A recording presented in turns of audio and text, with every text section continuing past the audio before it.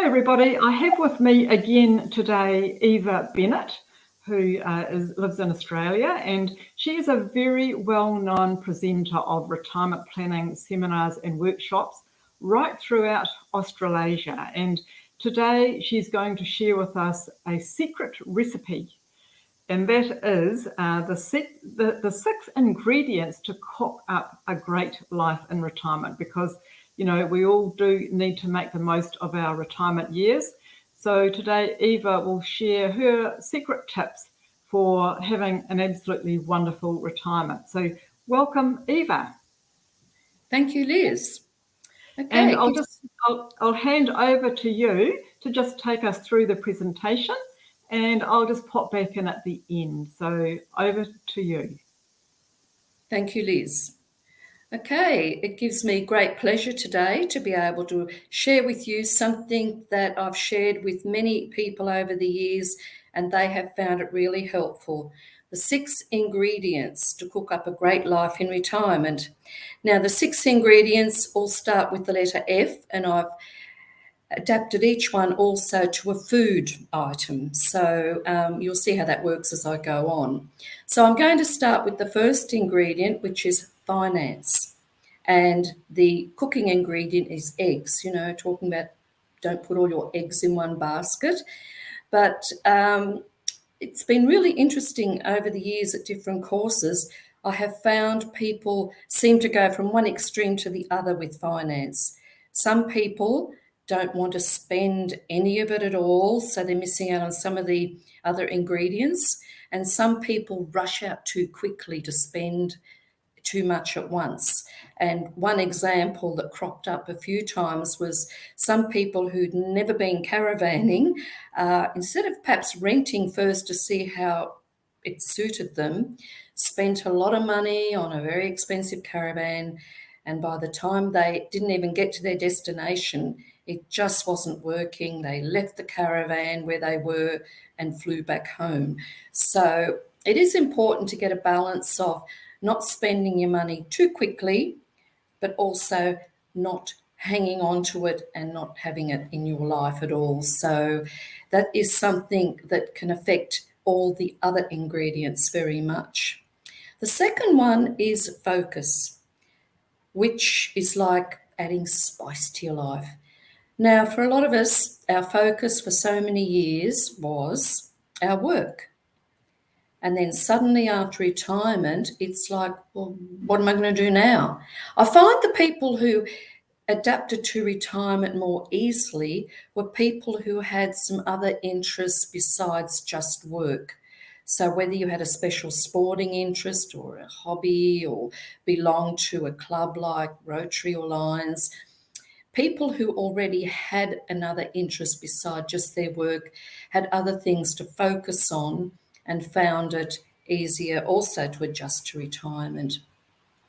But then once you finish work, you've got a lot of time to start looking around, noticing what's in your area, what could you go and try, and then gradually you'll find what is a really interesting thing to focus on.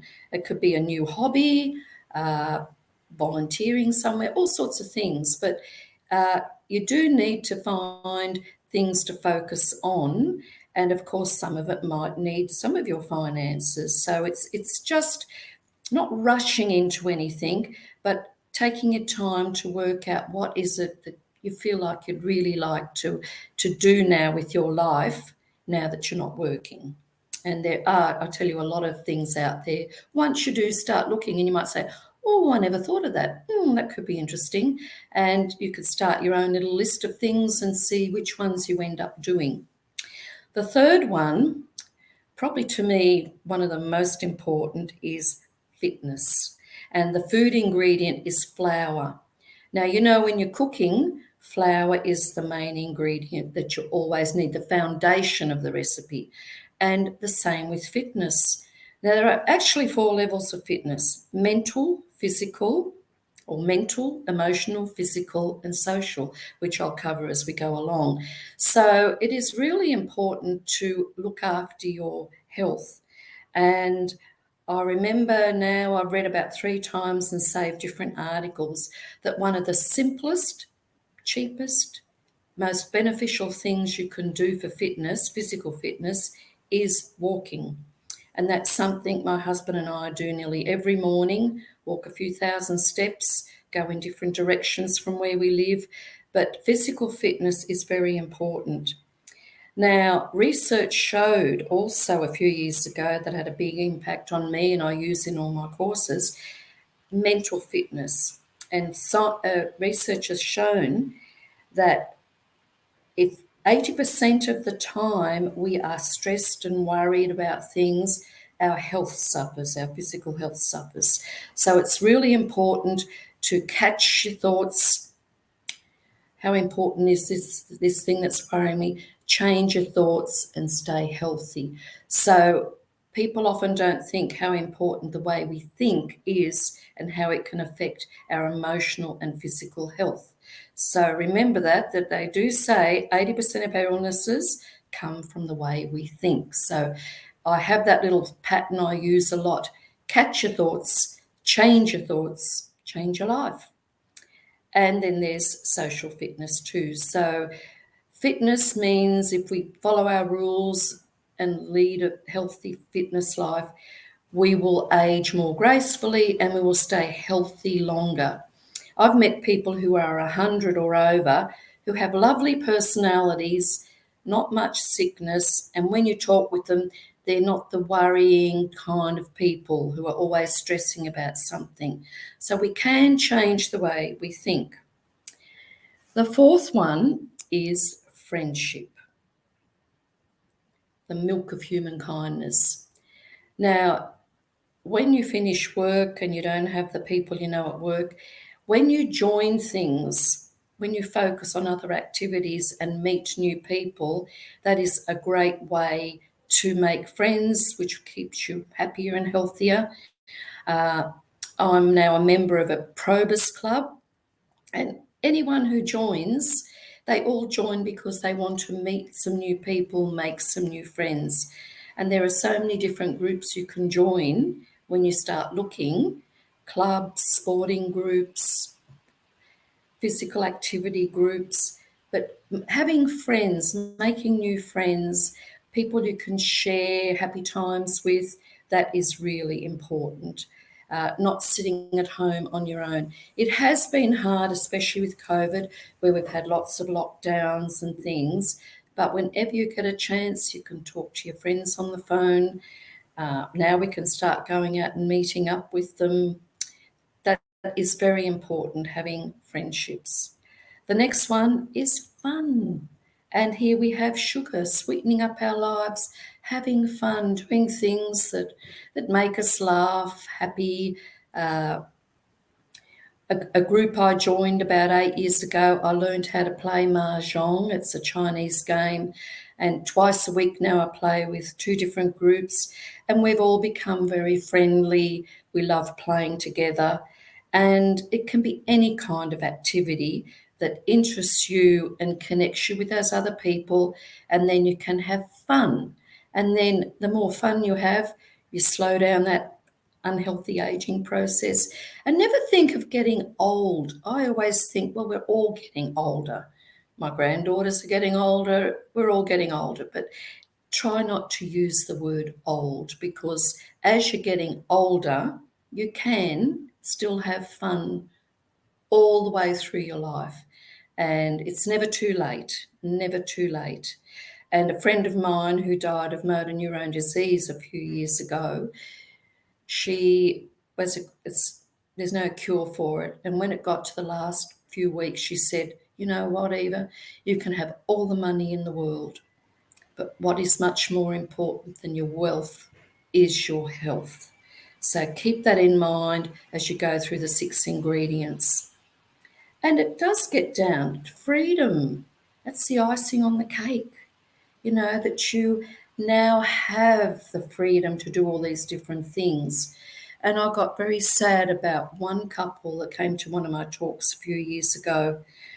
Just looked really sad when they came up to talk, and he was saying, we were going to do all these different things, And now my wife just can't say no to our children when they want us to mind the grandchildren. Now, we have grandchildren too.